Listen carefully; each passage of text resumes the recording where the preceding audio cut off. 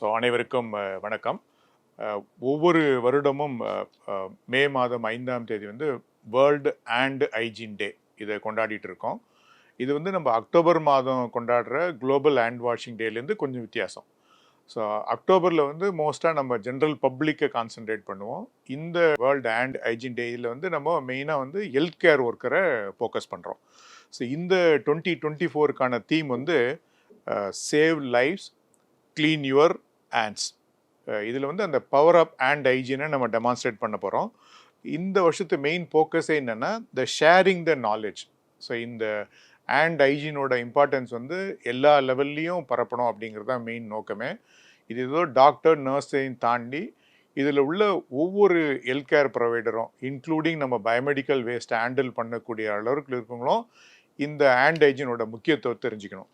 இது ஏன் அப்படின்னா இதுதான் அந்த ஹாஸ்பிட்டல் அக்வைர்டு இன்ஃபெக்ஷனை நம்மளால் ப்ரிவென்ட் பண்ண முடியும். அதனால் ஏற்படக்கூடிய இந்த ஆன்டிமைக்ரோபியல் ரெசிஸ்டன்ஸை நம்மளால் குறைக்க முடியும். ஸோ இந்த கான்செப்ட் வந்து ஆல்மோஸ்ட் 175 இயர்ஸ் பிஃபோர் வந்து ஒரு ஹங்கேரியன் டாக்டர் இக்னாக் செமாலியஸ் இவர் வந்து இந்த ஹேண்ட் ஹைஜீனோட இம்பார்ட்டன்ஸை ப்ரூவ் பண்ணார். அதாவது இந்த பியூர்பரல் செப்சிஸ் அப்படி இல்லை இந்த சைல்டு பெட் ஃபீவர் அப்படின்னு சொல்லுவோம். ஸோ இதை நம்ம குறைக்கணும், இதனால் ஏற்படக்கூடிய மரணங்களை தடுக்கணும்னா இந்த குளோரின் சொல்யூஷனால் ஹேண்ட் ஹைஜீன் பண்ணோம்னா கண்டிப்பாக இதை குறைக்க முடியும்னு சொல்லிட்டார். அதனோட தொடர்ச்சி தான் இப்போது வெவ்வேறு விதமாக இப்போ வளர்ந்துட்டுருக்கு. ஸோ இதை சரியான முறையில் அனைத்து ஹெல்த் கேர் ஒர்க்கரும் இதை ஃபாலோ பண்ணாங்கன்னா ஒரு 20-25% ஆஃப் த ரெஸ்பிரேட்டரி இன்ஃபெக்ஷனும் ஆல்மோஸ்ட் ஒரு 30% ஆஃப் த டயரியல் இன்ஃபெக்ஷனும் நம்மளால் உடனுக்குடன் இதை குறைக்க முடியும். இதில் இன்னொரு பெரிய பிரச்சனைனா இந்த ஹாஸ்பிட்டல் அக்வைர்டு இன்ஃபெக்ஷன் தான் ஒரு ப்ரிடாமினன்ட் காஸ். அதாவது ப்ரீமெச்சூர் டெத்தோ இல்லை ஒரு டிசபிலிட்டியோ வர்றதுக்கு இந்த ஹாஸ்பிட்டல் அக்வைர்டு இன்ஃபெக்ஷன் ஒரு பெரிய முக்கியமான காரணமாக இருக்குது. பர்டிகுலர்லி கம்யூனிகபிள் டிசீஸ் பீரியடில் சில சுச்சுவேஷனில் ஃபார் எக்ஸாம்பிள் இந்த இன்டென்சிவ் கேர் யூனிட்டில் இது ரொம்ப அதிகமாகவே பிரச்சனையாக இருக்குது. ஸோ இப்போ வழக்கமாக என்ன பண்ணுவோம்னா அந்த ஹேண்ட் வாஷிங்க்கு ஒரு பேசிக் 7 ஸ்டெப்ஸ் இருக்கும். ஒரு 20 to 30 செகண்ட்ஸாவது இதை நம்ம பண்ணோம்னா டெஃபினட்டாக இந்த இன்ஃபெக்ஷன் நம்மளால் ப்ரிவென்ட் பண்ண முடியும்.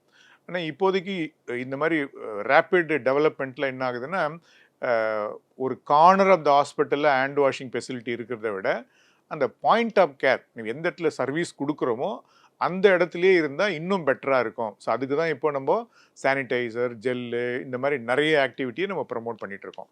ஸோ இதில் மெயினாக நம்ம பார்க்க வேண்டியது ரைட் மூமெண்ட்ஸ் ஆஃப் கேர் அப்படின்னு சொல்லுவோம். அதாவது ஒரு 5 சுச்சுவேஷனில் கண்டிப்பாக இதை நம்ம ஃபாலோ பண்ணோம். அதாவது பேஷண்ட்டை தொடுறதுக்கு முன்னாடி, பேஷண்ட்டை தொட்ட பிறகு, பேஷண்ட்டுக்கு ஏதாவது ப்ரொசீஜர் பண்ணனா அந்த ப்ரொசீஜர் பண்ணுறதுக்கு முன்னாடி, பண்ணின பிறகு, அதுக்கப்புறம் வந்து அந்த பேஷண்ட்டோட என்விரான்மெண்ட், அந்த என்விரான்மெண்ட் உள்ள எந்த பொருளை நீங்கள் தொட்டாலும் கண்டிப்பாக நீங்கள் சானிடைஸ் பண்ணிக்கணும்.